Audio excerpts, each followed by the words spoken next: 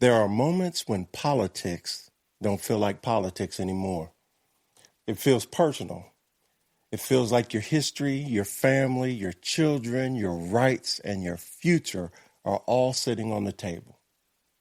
While people debate whether your concerns are even real. And as Black men, fathers, husbands, and veterans, we can't ignore what this moment feels like. 4 titles, 1 truth. I'm Tommie. And I'm Lance.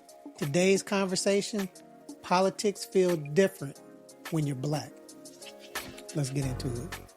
When does politics stop being just politics and start feeling personal to you as a Black man?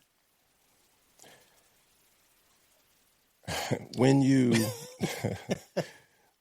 see that it's more than one little thing. Right. You know what I'm saying? Like, so before this administration was elected in, you heard a whole bunch of rumors. Right. And you were like, nah, that can't be. And you hear about Project 2025 and then you say, well, I don't want this to happen. And then you go vote, right? Right. And then this administration wins, which is not what you voted for. No, not at all. No, but all of the rumors that you heard before the election, now they're slowly starting to come around. I know, but people aren't paying attention. So that's when I start to feel, because the DEI thing, if that's what you want to do, stop DEI, that's at least something I can wrap my head around, right? I can wrap my head around it because the goal is to figure out how we can make sure it's a level playing field, okay? Right. Yeah, I mean, that's what you want it to be anyway. That's my point. Yeah. And so if DEI is a problem, then my expectation is... But my expectation is then if you consider DEI a problem, then let's figure out a better way. You don't cancel something before you have a plan to fix it. Absolutely. You shouldn't, but you also shouldn't cancel things that are working, that are in place to give folks the opportunity to be there. And then you jump on DEI, you convince evidently a majority of the country that DEI is bad, but then you hire people that aren't qualified. And that's what I'm getting to, is that the DEI was allowing people who were qualified, sometimes overqualified, to take jobs so that they could try to, so that they could display and put on display what they know, how they could do, so that they could try to get some of these other jobs that they traditionally would never have been considered for. Absolutely. Absolutely. That's the big thing I feel with DEI, is like it let folks who you normally wouldn't see in some of those positions get a chance to show that off their merit, competent and capable, and have the qualifications. Yes, exactly. And so when you come at me in the world and say DEI is a problem, and then you hire people that aren't qualified, not even on paper, right? Then it's a slap in the face, and that's when it starts to seem like, it's personal. Is there something against Black people? Yeah, I tell you, for me, it seems personal, like it's a personal attack. Absolutely. Of trying to take away. I guess the big thing is it's things that were put in place decades ago. I don't even say years ago, decades ago, to fix a wrong. A wrong that has been in our country since its centuries. Since its inception. So why would you take that away if it's not given an extra advantage to anyone? All it's doing is... But that's the counter. And that's my thing, right? It's because a lot of white men have complained, and then you start to see more white women, which is weird to me. Because women Black people, any race that's not white is a minority. White men, it's not white men. White women benefit more off of the DEI stuff. And so do other minorities. Yes. I know. So it's not just something that came up just for black people. Right. This was for it's turned out for everybody. Right. Everyone has benefited from that. You know why? So, because America is supposed to evolve. Yep. And it's supposed to get better. Yep. So to me, it seems personal when you can't. It seems personal when it seems like they are targeting your race. Right. And then you have a wife, you have a daughter, and you have a son. And so it starts to feel like you're targeting my family. Right. And the saddest part about it is the people who so-called support this administration, they completely overlook the part that it's targeted because they want to be so anti-Democrat or they want to be so pro-Republican that they can't even, or they won't even allow themselves to see the injustice in this. No, I mean, it's not I tell you, I mean, it just seems like it is we got to build up this one group of folks, and since we can't deport or send this this other group over to some other country to say that they're they've been here too long, so get them out of here. So let's come up with this. So let's come up with things to try to gain control of them, try to get control of them again, so that they can't raise up and we can keep them at a level, which is like we're not going back. We are not going back there. But that's the thing, though. The problem with politics is because they're elected for a time period. And some are. But true. Yeah. But you can't get them jokers out when they have the majority because people are so stuck on their being a Democrat or a Republican that they can't see what's really going on, or they won't allow themselves to see what's going on. It's crazy because it's like it's such a small percentage of people who actually have the money and the power. Absolutely. Yeah, where we're talking single digits. Yeah, I mean, where some of these policies and things, it only benefits them. It doesn't benefit the masses, and that's where. And then they give crumbs. You get that. I mean, they offer it's crazy when they offer that little $600 check or $1,800 check. People jumped up and was applauding. Oh my God, what is that going to pay for? What is that going to get you? You know, it's like that's nothing. And then some people didn't get it. Trillions and billions of dollars that. And to hear this administration stand up when the world changes and not the way they want it to change. The excuses they make and the hard, no emotion excuses they give to messing with people's lives and finances is just disgusting. Yeah, I mean, it's like, it's a whole lot of folks that just don't make money like that where. To be in the group that's getting. To think that you are included in that. Right. That small smart policy or whatever it is. And that's just the DEI part. Yeah. You know, we got the ruling or think about this. They have the House, the Senate, the presidency, and the courts. Mm-hmm. And people aren't paying enough attention to realize what's happening. And that's the other thing too, Tommy. You think that you vote for a politician or whatever to represent you. Right.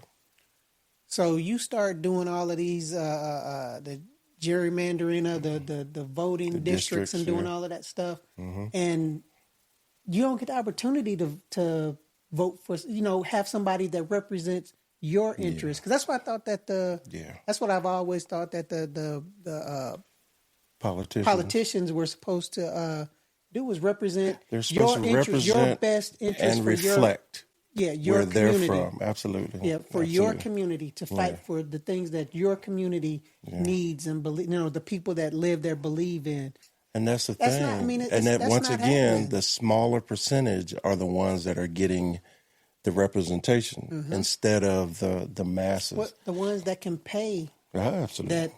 Absolutely. I mean, because to me, it's a business and a business. Absolutely. The politician stuff. I mean, because they're getting paid not just from the government, their monthly salary. Yeah, but they're also getting paid from lobbyists. It and seems all like these they're other getting folks. paid from stock insider trading.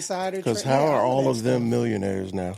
Exactly. I mean, and how? Yeah. How did they? I mean, because everybody, all of them, they're not making that much money on book deals and speaking engagement. And they should. I mean, and if they are, it's like they're not doing the job that they're supposed to be doing in representing you. Absolutely. So they're hustling is what they're doing, and like I said, it ain't just the DEI and it ain't just the court ruling that is starting to. It's just destroying the ground that we've established and started to repair just in the 60s, man. It's the rights. Man. I mean, it's the rights that are that are starting to be messed with now. Yeah. That are just the things that. And I don't think enough people understand the cost of what is happening now, and they won't understand that cost because people just refuse to open their eyes, man, and it's just amazing. And then right now, it's 7.1% unemployment rate for Black Americans. Guess what the national average is? What's the national average? It's 4.3. So that's just 3 areas to where the most affected by these 3 things. We're talking about DEI. We're talking about the Supreme Court ruling on the Voting Act and on the jobless rate and this is 2026, right? And so those 3 things target Black people. It affects Black people the most. This is my simple understanding and my simple research. And this is what this is telling me. That's the way it comes across. Absolutely. I mean, I don't know however they try to explain it, but this is how it's absolutely how we're seeing it. Absolutely. And I know that we can't be the only ones that right. Because we're not the only ones that are the masses. Yeah, but we're not the only ones that are not getting jobs because now good old boy system's up. We're not the only ones. It's not just Black people that aren't getting these jobs no more. Now it's anybody that has a temp that's not in the crew. You know what I'm saying? And if you're not in the crew and you don't get a job, that's the whole point that DEI came up. That's the whole reason behind it. So I don't get it. Yeah, but all right. As Black men who've served this country for over almost 60 years combined, how do you process loving America while also feeling like America still questions your value in it? See, when you say America, I that's everybody. That's just not. I mean, I can't say that America is just the politicians that represent us. So I mean, I have no hate for America because America is my country. This is where I'm from. Yeah. This is where my your parents were born. Yeah, this is my parents. Where your grandparents were born. Yeah, this is my country. So I absolutely don't hate America. Right. I have feelings about the politicians and the people who are supposed to be running the country and representing us. Yeah. That I feel like it's not people aren't being truthful. Yeah. And fair and representing the qualities and the values, ethos and the values that we that our country was built on. Absolutely. That and we live signed by. up and served that our so-called society. On. Yeah, I mean, so I never hate America. Don't hate America because America is all. That's the white, black, brown, yellow.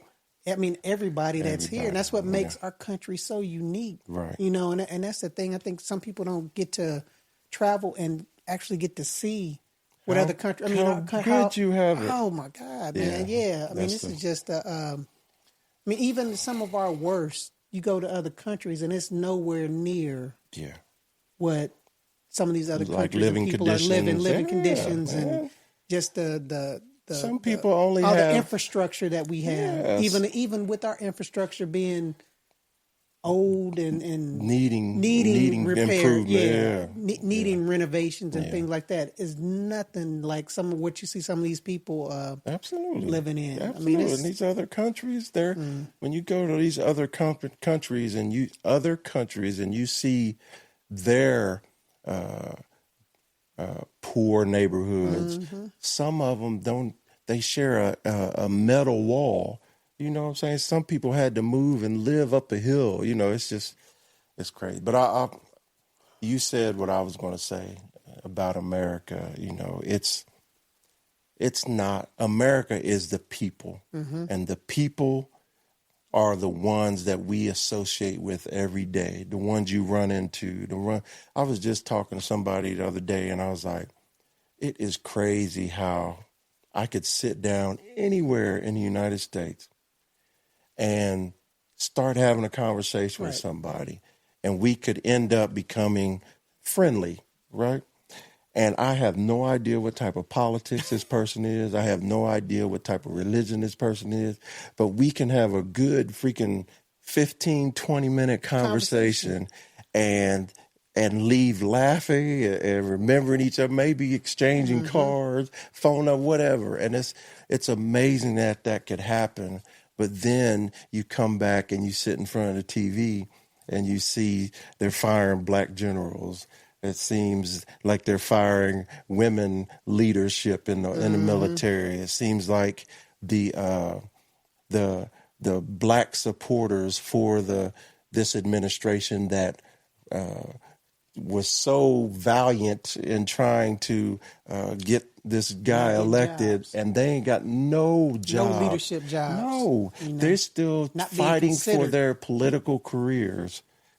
But they gave every ounce that they had to this administration, and they're still sitting in the same seat where they are. See, and I guess that's what's disappointing about, you would say, America, is you have folks that preach, you know, we want people that are fair, people that are they say are that Christian, you know, all of these they list off all of these values. Don't you dare bring up Christianity in this one. But then you vote for folks that have blatantly shown that they have no love for you and your race, none of those values, or don't care, and it's confusing. I'll tell you that's what it's always. That's confusing to me. Where it's like, what is going on? How can you say that and then look at me and, and say another thing? Call me brother, or look at me and say we.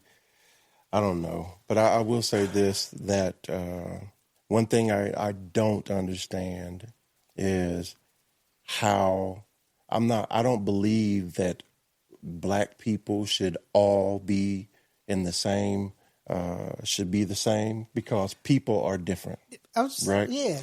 But what throws me off is how I can research something and not go off of my emotion, but research something and find stuff like Project 2025. How can you possibly be someone of color or a woman and feel like Project 2025 is something that this is what for you that America should adopt? That's beneficial for in the direction I don't understand that. We're trying to the direction that we're trying to go, the direction that we're trying to put out throughout the world for folks to follow. The example that we want folks to follow in the world. And we're the leaders, supposedly the leaders. So I'll just leave this question with this. I've fought for this country. I've shed tears for this country and blood. I've exhausted myself for this country by serving 30 years in the United States Army. Yep. And even during my time, the politicians were not always the way that I voted. But one thing I can tell you, and I'm talking Carter, I'm talking Reagan, I'm talking Bush, Clinton, Bush, Obama, and Biden, right? Out of all the presidents I've lived under, the one thing I could really genuinely understand is they had pride and love for the country. Mm-hmm. This administration, I cannot see their pride and love. I just see their hate and anger. For everyone. Well, I won't even say that, but you could at least say that they were trying to do the best for the country. Because I don't believe Reagan was a lover of black people. I don't know that, right? I don't know how much any of those presidents had really a love for black people. But I could at least see and understand their love for the country and their desire to want the country to be the leader of the world, the desire to help try to shape the world. Now, I'm not saying that any president didn't do some shady type stuff. We're talking regime change, and we're talking CIA, that type of stuff. I don't know what's happened, because no matter what I did, my top secret level was never going to be that high, right? But what I do know is, even if they were faking it, it seemed like they had genuine care for the country. Well, the policies weren't trying to tear down. Well, they were. Trying to tear down some of the things that we already. Remember what Reagan was doing, and so he was coming up with things that were targeting, more so 100% than what's being targeted now, as far as taking actual rights away and trying to rewrite. Yeah, and I'm not bashing Reagan, but the reality of Reagan is it's obvious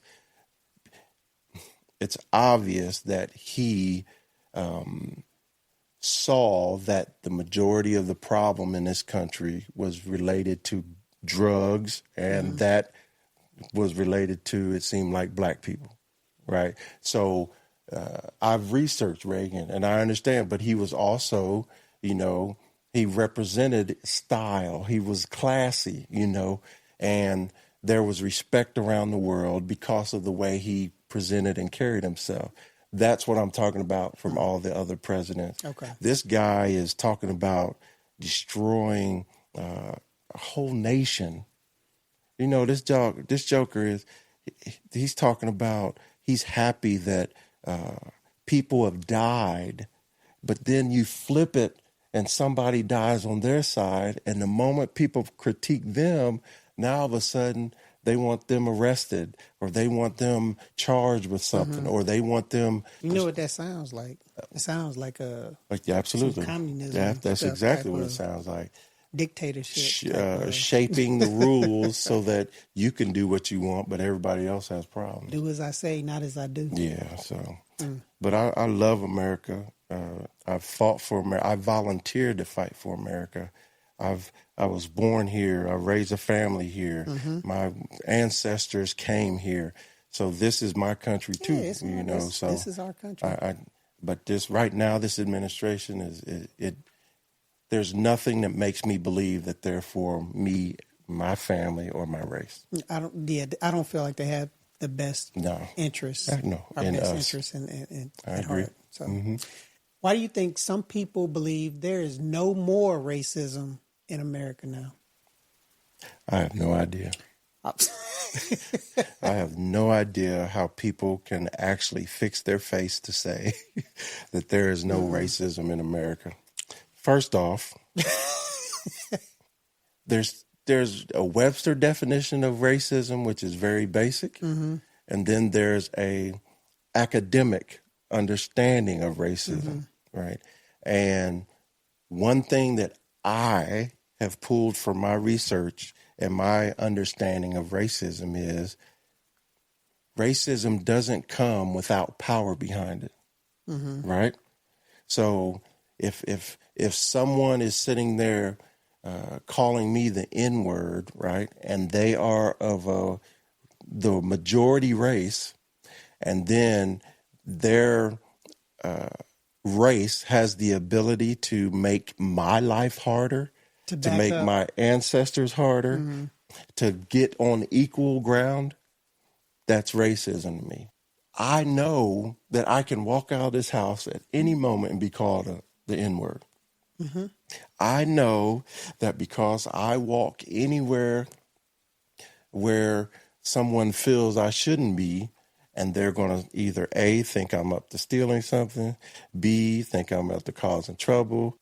I also know that I have friends around this country, and I hear their stories, and I'm not talking about just hearing their stories when they were kids. I'm talking about hearing stuff that has happened to even them in the military. Mm-hmm. You know what I'm saying? And yes, I've been called the N-word in the military. I have. That's a fact. You know what I'm saying? And yes, I know for a fact that people made the assumption that I didn't know how to speak, that I didn't know how to carry myself, that I didn't know how to be a leader or a senior leader. I know that. I didn't let that stop me because my father raised me not to do that. And guess what he did? His father did the same thing for him. And that just because we have moments where a person of color is the president, that doesn't mean it's over. That means that the politicians, the administration before him was bad enough that white people agreed and said, this change is what we need and this is what we have. Because it's not like the second time Obama ran that he blew him out the water. And the fact that Obama, the administration that Obama had, and Michelle, and the two of them, the way they represented this country, that's the stuff history's made out of. The way that they still represent the That's country. my point, That's though. What I'm saying. But it's not. And like even George Bush, even Clinton, disgraced the office, right? But you could still see that he was kind. You could still see he had, even if he's not kind, you can still see that they portrayed themselves as human, as kind, and as having passion and compassion for the country. You can see that. When you see this guy and the people that he hires, you can tell they don't like people. Well, it just feels like they're trying to tear the country down. They're trying to dumb us down. Absolutely. To cause chaos so that a small group can be in total control of everything. For righteous reasons, they say, but you can tell they're not righteous. You can tell he's not a Christian. You can tell that. Well, that was obvious years ago. But then he sent out a tweet about him being Jesus and his excuse saying that he thought it was a doctor. And the whole right side, the Republicans, accepted that and then picked that up as a talking point. And that's what that's what I don't get. I mean, that's what I don't understand, and people Americans accepting, because it's like our folks can't be that ignorant. Right. And they can't be that. I mean, a lot of it it looks like a lot of two-faced stuff. It is. Whereas like they can go and they can talk about anything. Anything. I mean, anything, and not follow any. And they talk about the Christian values and all of this stuff. And it's like, that's not a Christian value. How do you justify putting this person leader up on a pedestal and? But this is your leader saying that's okay. Yeah. No. I mean, that's what I mean. That's extremely hard to try to understand. And that's the biggest thing. I mean, even the Chief Justice, he's basically saying that our country has changed, right? And it's getting to the place where we have equal ground around that. And that's, like I said, just because, like, my success came from the military. right? Mm-hmm. My Yeah, success. I mean, and so people can look at me and say, you know what? You, Lance, were successful in your life. But let me ask you a question. How many people that will call you successful would actually join the military? How many people, when you just joined, thought that you did the right thing? How many other people your age of other races had joining the military as their number one thing to do? Who dreams about joining the military? You know what I'm saying? Yeah. There may be a few, I can't say because I don't know those facts, but I'll tell you this. When we joined the military, that wasn't with applause across the board. Some people thought we was throwing our lives away. It's like, why are you doing that? Why are you representing that? Why are you going? They don't love you. Why are you going and working for them? Yeah, but it's not about them as much as it is about trying to show other people and our folk that we can go in and do. I mean, that's I don't know. That's where I felt. It's like I was going in trying to show that I could lead. I could do this job and be a black male. 100%. And it turned into that for me. It 100% turned into that. The reality of it is I joined because I was in a space where I didn't know what the heck I wanted to do. And then when I joined, when my first tour was over, I was like, oh, had a little fun. It's cool. I'll do it one more time. You know what I'm saying? And then I enlisted again. And then it just happened. And then they messed me up with that indefinite stuff. I ain't have to re-enlist no more. Well, then I think you start seeing, I mean, because you have your military culture, then you have your civilian American culture that you see, and it's like, I gotta stay in here and keep doing this, and showing these jokers. But that's what you grow into. You know what I'm saying? No, I mean, unless you have a family. I tell you this is the folks that I see that want to go and join the military. Just people that had grandparents and legacy people. Legacy that was people. Like, oh, we were Navy legacy people. You can't include legacy people in this conversation. But just regular people saying. No, not at all. It was something. It was a financial reason. It was a judicial. The court reason. told you to go. Gave you had this. You could go to jail or you go join the military. It was one of those. People got drafted. Yeah. It wasn't ever like somebody just going, yes. It's not. Take me now. It's not the aristocrats, the richer people. Do not have military anywhere on their what do you call them, dream boards? Oh, right. It is. But the reality of it is, unless you're a legacy person, even the poor people don't have the military in their mind. The military becomes an option when you're either not sure what you want to do or it's a means to an end, and that's the thing. But going back to the Supreme Court justices, like you got people like Clarence Thomas. Just read his book, his biography. And you learn that because he was able to use the systems that were in place for black people to have a chance, he made it all the way to the Supreme Court.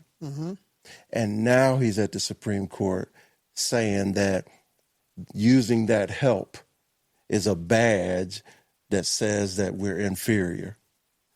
How could you possibly make the trail, take that path, right, and walk that path from where he came from?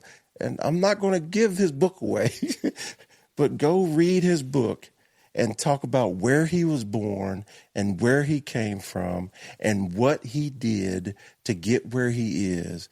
And how can you say that how could he turn around and say that people that would take advantage of what's out there walk around like they have a badge of courage, showing them as inferior people? Have you ever felt like an inferior person? I never felt like I was given anything. Yeah, I mean, that's what I'm saying. It's like anything that was, I don't even say given to me. It was like, I felt like that was my right too, to be able to have the opportunity to make a mark. To do some of those things. I had opportunity to get that job, or had opportunity to get that education, or whatever. I mean, it was like it wasn't. And and that's just, that was my right as an American, right? Because everybody else was able to do it, or was given that. Yep, you can go do that. It was just normal. Yeah. That was supposed to be normal for them. Yeah. I never felt like that was a badge of honor, or a badge. I mean, that's just. I just don't. But it's not color. But I'm not. I grew up in a time where we grew up right there in the 70s, beginning, middle, where 70s. It was just like where all of the to stuff where had black just power, started. Black Power, where it just started happening. Yeah, Black Power was carrying over, and then Black influence started to come forward. I'm talking about dancing, music, acting, all that stuff. It started to come forward, but because we were able to get into all of that. But I honestly don't believe that people as a whole understand how hard it is for a Black man to make their way in this world. I don't think. No, I'm just saying. Because you're pre. I hear you. I don't think you just feel pre. Because this is. I'll tell you this. Now, I'm sorry for cutting you off, but I feel like I'm always on the defensive. Absolutely. It was especially during when I was coming up. I was always on the defensive because I felt like, okay, I know this, but I got to prove this to these folks again. It's just like it was an over and over. It's like, I got to prove this again. In school, I got to prove this again in sports. I got to prove this again in life. I got to prove this again in how we live. I got to prove this. Like, for instance, I know that if in the house I live in, if I don't maintain the yard outside, people are not just going to say that guy over there. There would be so much more. They would be questioning, do I even have the money to be here? Do I even have the education to be here? Do I even have the right to be here? It's just cutting the grass. It's not even, it's the little stuff. Yeah.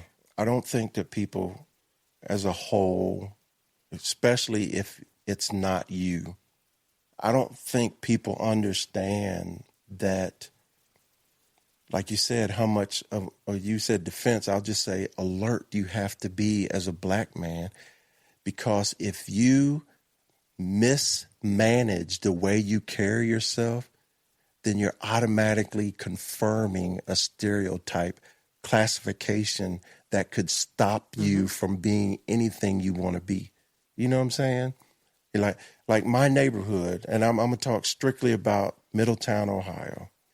The one thing I know and I remember is I felt more welcome and comfortable in the neighborhood than I did in the school. I felt like in the neighborhood, I was just able to live my life. I felt that when I went to the school or when I went to the church that was white, I had to act a different way. I know that. You know what I'm saying? I had to adjust myself, even as a kid, because my parents made me adjust myself so that I wouldn't get in trouble in school, right? So anytime the white teachers or the white administration would say something that I was doing right or wrong, my parents, of course, would stand up for me. But then they would also come to me and say, hey, you got to be careful when you're doing this. So I'm walking on nails every day outside of my neighborhood. That's funny. Yeah. But in my neighborhood, I'm just out there having fun. I'm out there free, roaming, playing with the other kids. If there's a controversy, it's not because I'm Black. It's a controversy because they don't like me. It's the same as life. You know what I'm saying? But when you leave the neighborhood, it's not the same. No. You know what I'm saying? And that's what's so frustrating. Like if you grow up in a Black neighborhood and a white neighborhood, and just say it's a decently affluent neighborhood of Black people, a decently neighborhood of affluent white people, the inside of that neighborhood for the black people over here and the white people over here, there's not that much different because it's America. It's not any different. Because it's America. But mess around and put this black person over here, this black person cannot be the way they are. You can't be. You have to adjust and adapt. Because if you are who you are in this neighborhood, the threat and the possibility of harm, or the threat and the possibility of being made fun of, or the threat and the possibility of being called that N-word is real. I feel like in those situations, we go into those when we're the minority in like a neighborhood or whatever. We go in trying to make people feel safe. Yeah, we go try to fit in instead of fitting out. Yeah, instead of just being who we are. Yeah. I mean, I don't think I do that now as like I did when I was younger. You do it. The limits of it change. Yeah. I mean, because big time. Because it's not anything like whenever I was younger and trying to, being new in our neighborhood. Like now it's like, okay, it's respectful, but it's not where it's like, I'm going to say something. And it's just how it's going to be, It's respect earned. Right. Instead of respect given. Right. Yeah. But it used to be respect given. All right. Are we more frustrated by the actual policies and politics? I'll throw that in there. Or by how many people seem comfortable acting like none of this affects black people differently? God, and that's probably the how people act like it's not that, like it affects black people differently. I mean that's the thing. I mean, because the policies, the policies are. I mean, you can read some. I mean, the crap. Well, they can be overturned. Yeah. I mean, that's the thing. But people acting like that's not. It's like it's not a targeted attack on that's amazing. You or your race or whatever is. That's where it's like. That's where you want people, and it's not everybody, because you do have folks that are like, that's not right. That's not how that's supposed to be. See it for what it is. But it's like it can be some of the people who you interact with or thought were like, I thought that we were, we had an understanding, or we were cool, I mean, where you thought that they were, I don't say truly your friend, but they truly understood. Truly your friend. Yeah, I mean, because when you're truly somebody's friend, you care for them. Yeah, I mean, you talk about what's not right, and it's like when it's, and that's the thing with a lot of this, is like, it's not even trying to cover it up. It's blatant. It seems like it's blatant. Yeah, I mean, it seems like it's seems just like out it's there. it seems like a targeted effort. Yes. And like I said, if you're presenting, like, we're solution-based people, right? Because that's the way we were raised in the military and in life by our parents. And so if you have a problem with something, you don't just change it without really understanding the problem and understanding the consequences of that. Because you can't change it unless you understand it to be able to get the proper solution for it. Yeah. So I'm more frustrated about both of them. I'm frustrated about the policies because I'm scared that when I die, my sons and my children and my grandchildren and so on will have to fight a fight that I thought we were already fought. Well, not just already fought, but I thought we were continually making progress on. This is the first time to where I'm like, they're trying to erase everything. You know what I'm saying? So that's the policy thing. The thing about the people who don't realize it, how it really affects black people, it's just that they just don't want to listen, man. I take that back.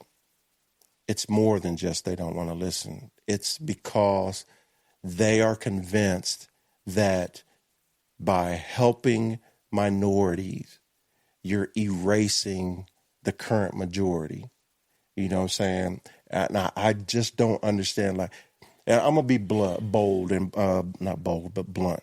I don't understand how white people feel like when you help women and when you white males, when you help women, when you help black women, when you help other minorities, when you help them to be a better citizen, right? I'm talking when you level that playing field to where they can get the jobs and dream of success and then actually make it a reality, not just onesies or twosies, not having to, hey, the way you're going to be successful is join the army, because that's not the same path that white people have to take. It's a path we took and we succeeded in that, right? And so what I don't understand is when the majority that we'll call white people right now believe in this nonsense that this administration is talking right now. I'm talking, just remember the conversations. Now, I'm not talking about the actions right now. Just remember the conversations, because all of those documents that the president has signed off, those executive orders, listen to what those are. Now, that's why I said conversation, because and what's going on at the Department of Defense, right? You know, the Department of Defense is still the Department of Defense. It still is. But they call it the Department of the War. But Congress has to change that. So it's not a real thing, but it's a conversation they're having. And so it's not just that. We're talking about the renaming of these military installations, right? Taking the people of color off and then going and finding other white people who share the name of the previous names of these bases so that they can turn them back. I'm talking about these are the conversations. And you can sit there all you want and say how much you love Bragg for what Bragg is. The base, that's one thing. The name of the base and who it's heralding, who it's who was named after. Yeah, who it's named after, but also is getting that popularity, was not a good person for America. You know what I'm saying? The same thing at now back to Fort Lee. We had made progress to the point to where we could say, I'm not saying that all history should be erased. I'm not saying that. But I am saying that all history should be looked at and understood for what it is. If you're going to name something Fort Lee and then know who Robert E. Lee is, how is that representative of America? Well, it all has to be included. That's the thing. I mean, you can have you can't pick and choose what you want to talk about in history without saying, this was this, but this was also whitewash. part of. You cannot whitewash. You should not whitewash history because you're erasing the history. To make it sound good, to make it benefit, one side. When Obama left, Harriet Tubman was about to get on the $20 bill. Somebody please explain to me how Harriet Tubman should not be represented for the effort she did, not just for slaves, but what she did during the war. You mean to tell me you don't think she earned the right to have a legacy that's more than a simple little blurb in a freaking encyclopedia or a movie that's made? You don't think that she was very important to the success of America, what she did during the war? I just don't get it, man. That, and then you have our current president about to be on passports because of the 200 and to help represent the 250 years. It's like, how is that a representation of America? Of America. He doesn't represent all of the America. Discord that's going on. And people will sit there and say, leadership. Because he was elected. I'm going to ask a question, and I just asked one, but I'm going to ask this one too, straight to the camera. You really believe that President Trump cares about anything other than him. If you believe that, then I ask you to explain to me, why does he have to put his name on everything? Why does everything that he's talking about, legacy building, comes with his name on it instead of just his actions during his service to our country? Explain that to me. Explain to me how he has to have his name on buildings. Explain to me how he has to have his picture draped on buildings. Explain to me why he needs to build a ballroom that has his name on it for the White House, when the White House has not been missing that. And he told us it was going to be paid for by donations. And now it's looking like, from now it's looking like we're going to have to pay for it. Why does he have to have a so-called conversation of a class of ships in the Navy named after him? It's legacy building. It's trying to leave his stamp on the world. It's not about him caring about this country. It's not about deeds, that's for sure. I don't get it. Yeah. All right. What responsibility do we have as black men to stay informed, speak honestly, but not let politics consume who we are? As black men, we have very clear responsibilities. Mm-hmm. The first is stop listening to the noise and do your research. Yep. Stop letting your decisions to be made based off of what you see on TV, what you see on social media. Hey, I mean, don't take one point of view. Absolutely. Don't take one point of view. And it ain't just a black problem. It's a world problem right now. It's everybody. But we're specifically talking about black men. So stop listening to the noise. Stop listening to people talk about you're failing one party or failing another party. Stop that. You have the same right to research, make a decision, and vote. Whatever you choose to do, just don't make the decision based off of propaganda. But educate yourself. That's my point. It is really and truly educate yourself. Yeah. And that's an easy thing to do these days. Yeah. And then finally, just stand on who you are. Yeah, don't be afraid to talk about it. Yeah, just stand on who you are. A lot of people avoid politics because you may not be ready for the second or third or fourth question. That don't mean you can't speak about it. That don't mean you can't learn about it. And that don't mean you have to research and then go on Facebook, Instagram, or whatever and talk about it. Well, I mean, it just means that you need to make sure that you are educated enough so that when you're making your choice to vote, your focus is about you and your family.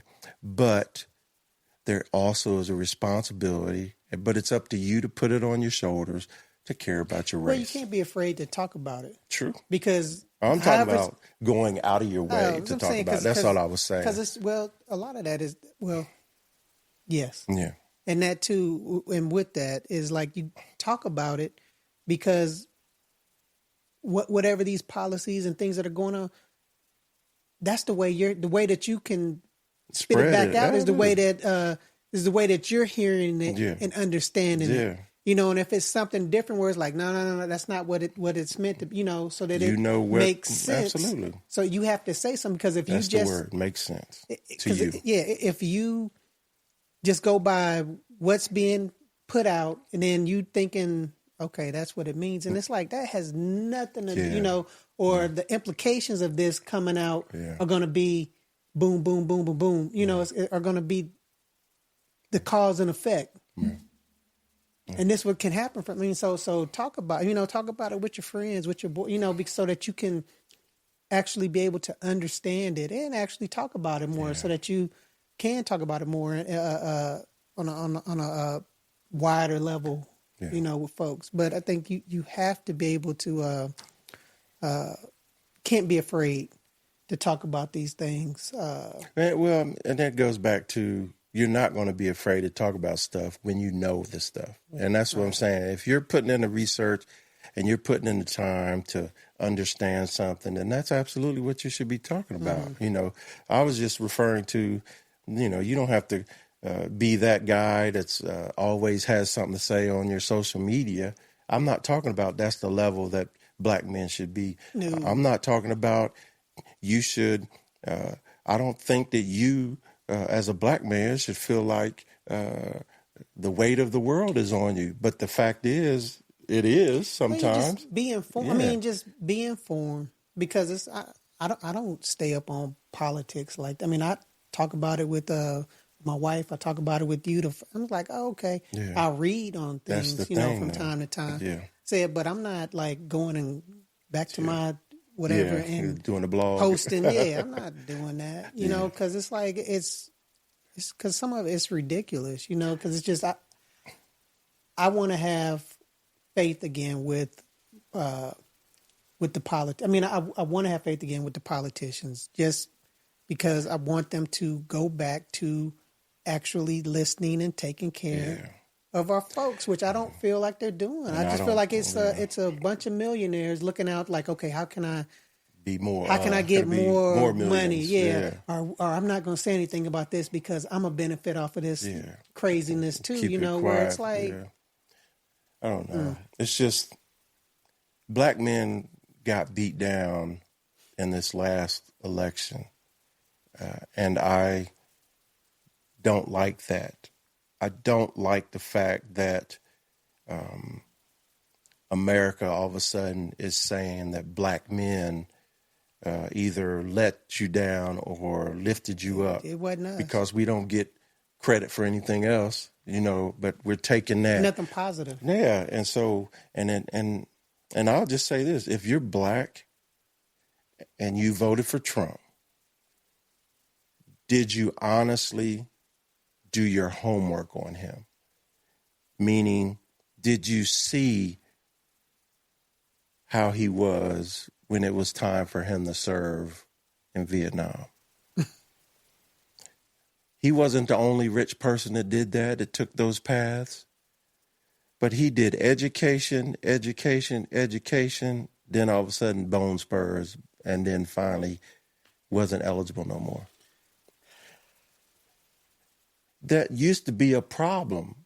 If your country called on you to serve, you were supposed to serve. I mean, even Bush went to the National Guard. You know what I'm saying? At least, and then his father, the first Bush, was a freaking pilot in World War II. Yeah. So it's not like that, man. It's just amazing to me. First, that's another thing. And then, did you see how his business was ran over the decades? Yes, he was out there rich, but his father made all that money. His father gave him. Yeah, and he got all that money, $400 million. Yeah. That got that money. So he started out with a silver spoon in his mouth.